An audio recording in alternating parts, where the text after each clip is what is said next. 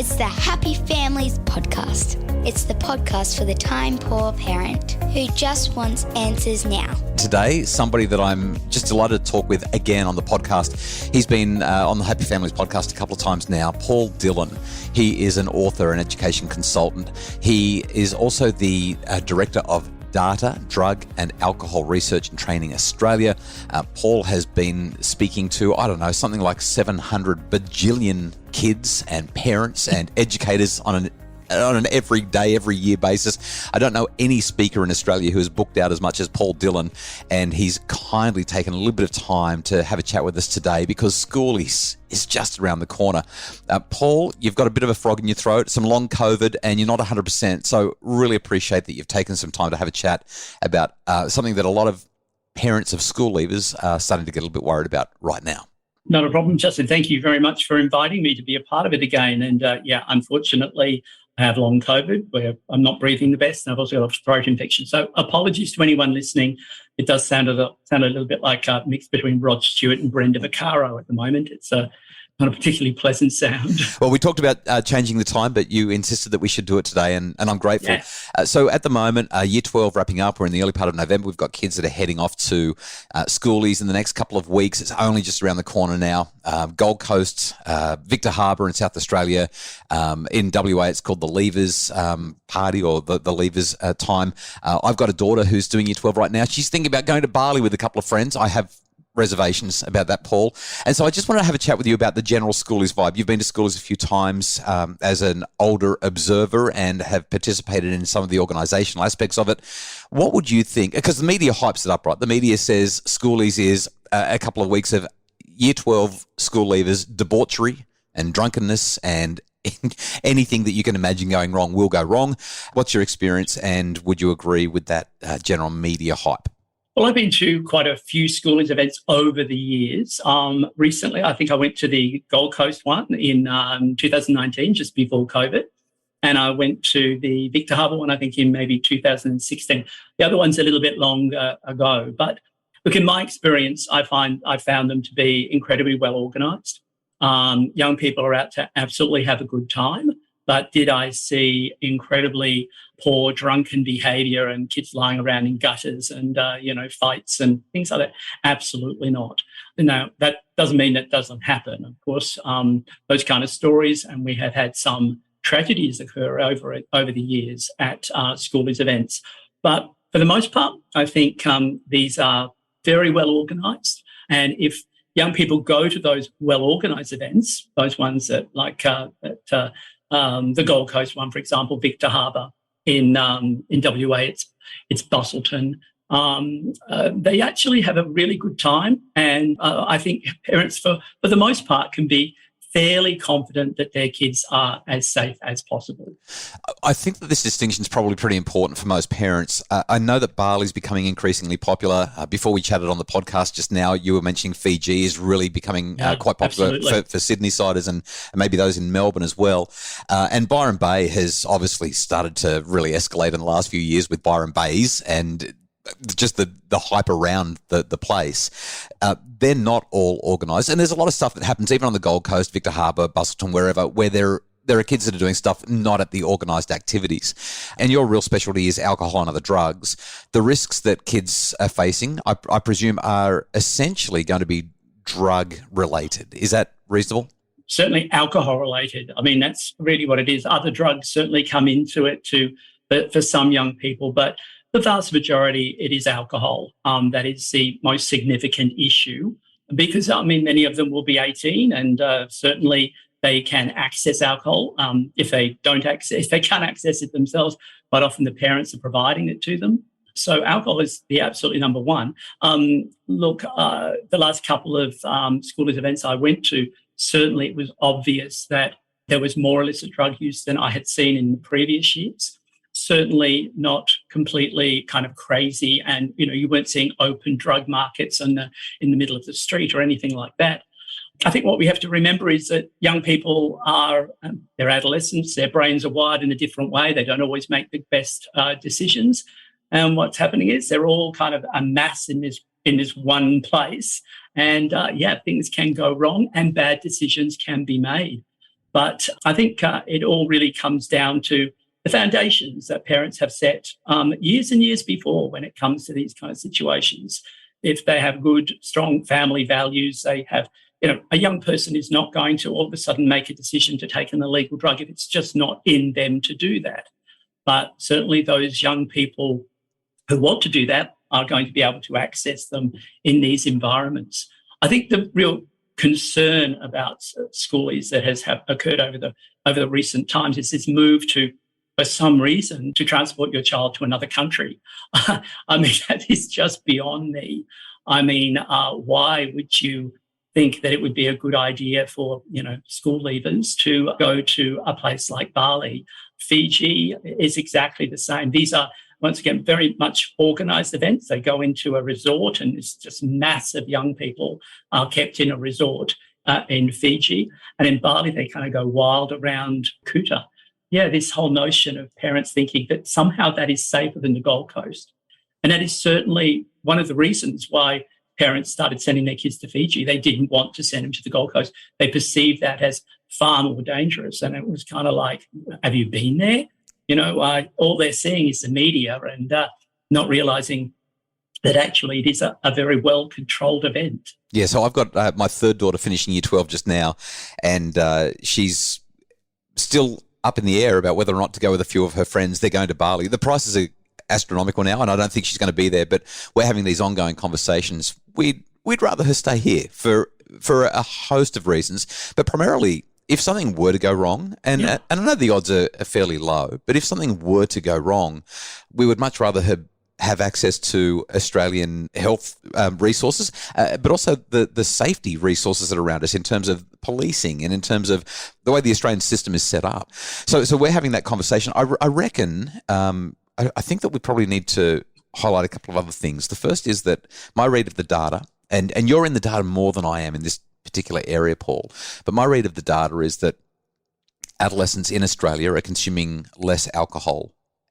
than they ever have before, and also less illicit drugs than they ever have before, with a couple of little exceptions and bumps here and there. But primarily, our kids are making safer, healthier choices than any generation previous, and they're also less likely to be involved in sexual activity at lower rates than they ever have before. Are you seeing that in the data, and would you say that should give parents any sort of comfort, or do you think that it's just there's more to it than that?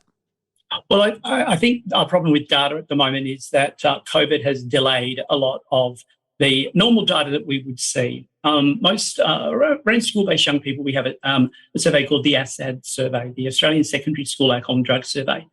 The last one that was conducted was 2017 and released in 2018. There was going to be 2020 data, but of course, because of COVID, it wasn't collected. The 2022 data has now been collected, and hopefully, I would imagine they're going to rush it out very, very quickly. I can't imagine they're going to hold it for very long. And so it'll be really interesting to see what has happened in that 5-year period. Certainly in terms of what I have seen, certainly going back into schools this year and speaking to kids face-to-face instead of online, we're still seeing the alcohol trend, I believe, going down. I think we will be pleasantly surprised with that. I can't imagine that it would have gone back up. It's certainly not what I'm seeing. When it comes to illicit drugs, though, it's going to be very, very interesting because, of course, the drugs that you said were a bit of a blip were the drugs that you tend to use when you're socialising. So ecstasy, for example, MDMA, cocaine to some extent in the wider population. Now, of course, for 2.5 years, these kids really haven't been able to socialise. They certainly haven't been to nightclubs or music festivals or things like that. So it's going to be very, very interesting to see what happens there, whether you are going to see that increase. What I think we have to remember, though, is that socialising has certainly changed over through COVID. And that's where young people are more likely to drink alcohol or use other drugs. And of course, when you're talking about the class of 2022, that in some states, particularly WA and South Australia, have had it harder than in previous years. I mean, they really weren't affected in class of 2020 and class of 2021. The class of 2022 have had it really tough, year 10, year 11 and year 12. And the beginning of the year for those two states was really tough. So I think this is a class, a cohort, that it's going to be very interesting to see how they celebrate at Schoolies. are they really going to significantly let their hair down? Last year, Schoolies occurred, but realistically, a lot of kids didn't go. Yeah, low numbers. This year. But I think what will happen is you're going to see. But that said, I was in South Australia this week, and I always say how many of you are going to the Schoolies Festival, and it was about half of each cohort. Now, that's down on what has been previously. And when I'm going to school, when I went to schools across New South Wales, asking them, or Queensland, Queensland is always almost all of them because of the Gold Coast event, which is so well organised. But in New South Wales, once again, it was around that half. A lot of them weren't going. And if they are doing anything, they're doing it kind of in small groups somewhere by themselves. So it'll be very interesting to see the numbers. But I do believe that those who want to go and want to go to specific places can often tell what your kid's going to do and what they want to get up to by where they ask to go. Because to be quite honest, if you're asking to go to Bali, you want a very specific type of holiday. You want to be away from mum and dad as far as humanly possible. It's a drinking holiday, Bali, to be honest. I mean, if you look at most young people who are going, you speak to the red frogs who go there, the Bali, they say it's a very different culture than the ones who would go to, say, for example, the Gold Coast or Byron. This is Dr. Justin Coulson. I'm here with Paul Dillon. He's a professional speaker, the head of data, and somebody who knows more about what our kids are getting up to when it comes to alcohol and other drugs than pretty much anybody in the nation, if not the planet. Paul, kids, whether it's 50% or 70% or 30%, there's going to be a whole lot of them at Schoolies this year, probably the biggest Schoolies that we've had in a few years as a result of the bounce back from the COVID restrictions. If parents have got kids that are thinking of heading away, whether to the organised activities or to their own activities somewhere smaller with a small group of friends, what do you think the top 3 conversations are that we need to be having with them? Well, I always say the most important, if you're worried about them going, my number one question I always say to parents you should ask your child is, tell me why I shouldn't be worried. It's a really, really, really, really good question to ask young people. Because it doesn't put them on the spot about what are you going to do, or I'm worried about you doing this or worried about that. It's basically saying to them, okay, I want you to really think about it and give me the reasons why I shouldn't be worried. And hopefully what that does is it will encourage them to kind of say, well, my friends have been putting this and this and this into place. We have thought through this. That kind of question is really, really powerful. When I've tested that with kids and said, well, what would you answer? How would you answer that with your parents? They come up with great answers. It's like, we will always have a designated person, who does not drink. We will make sure that, we have a set amount of alcohol and we do not drink any more after that. We don't go and purchase more afterwards. Simple things like that kids can come up with, and it will ease parents' minds as well because, these kids are growing up.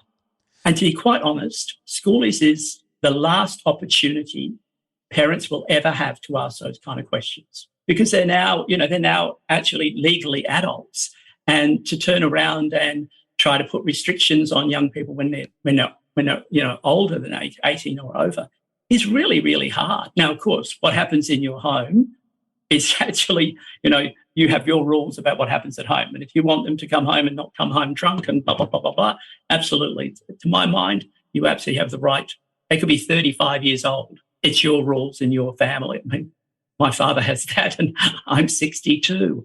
But I think when it comes to school, it's that perfect opportunity to have that very last conversation about a whole range of issues and really putting it onto them of how are you going to look after yourself? Tell me why I shouldn't be worried. I'm just thinking about 1 or 2 other conversation pieces that we might have with our kids. Something that strikes me is, and I've had this with 2 of my kids already, I'm about to have it with the 3rd one, and that is, if anything happens, just call me. You could literally be in the worst situation ever. Just call me. Don't leave it to somebody else to ring. Don't leave it to your friends to get you out of a situation. Just call me, and I'll work out what I can do to help you. And I always say to young people also, I think what's very important is that the whole idea of Schoolies is quite frightening for an awful lot of parents. Yeah. So I say to, I'm going to WA to do a series of Levers talks that I just talk about levers with some of the Year 12s that I've met over the years. And, one of my big things, I say to them, your parents are scared. So you know what? Just be a really great kid for 3 or 4 days that you're away or however long you're away for. Just make sure you call them at least once a day. Not a text, just a quick call, say, look, everything's fine, I'm alive. And that's all you need, because that kind of stuff really cements creates a, I think if parents put a rule in about saying, I need you to call me every day, all that kind of stuff doesn't work. That kind of stuff is, as you said, it's much more about pushing down on kids. But I think to say to kids, if you've got some of your Year 12's friends around, say to them, just make sure you call your mum or dad at least once a day, just so that they know you're fine. It's a scary time. Paul, great conversation. And I think a lot of parents of Year 12 kids will be appreciative of the things that we've discussed today, the things that you've shared. Are there any last words before we wrap this up? Well, I think that the key is, and I've already said it, is that I think parents need to remember that Schoolies offers them the very last opportunity, realistically, to have all of these conversations about safety. Because what Schoolies does is it kind of magnifies all of those safety issues that they're going to be facing for the next, any parent who thinks that when they've left school and they've got through, they've got to the end of it. It hasn't even started. 18 to 25 is a really scary kind of time. And this is going to be your last opportunity as a parent to kind of open this conversation and hopefully have that discussion about safety in a way that is not emotionally charged, but to kind of say, look, I love you, I care about you, and we just want you to be safe. And bad things can happen, but we put things into place, we trust each other, you know what? You can have a great time, memorable time that will stay with you for the rest of your life. Paul Dillon, the founder of Drug and Alcohol Research and Training Australia, data, professional speaker, former school teacher, author, and a guy who knows his stuff. What a great and important conversation. Thank you so much, Paul. Thank you, Justin. The Happy Families podcast is produced by Justin Rulon from Bridge Media, and Craig Bruce is our executive producer. For more info about the things we've talked about today, check out Paul's website. You can just Google Paul. We'll link to him in the show notes, and you'll also be able to find out where he's giving talks for school students, parents, teachers, and everyone else right around the nation. We'll link to all of that. And if you'd like more information about making your family happier, visit us at happyfamilies.com.au.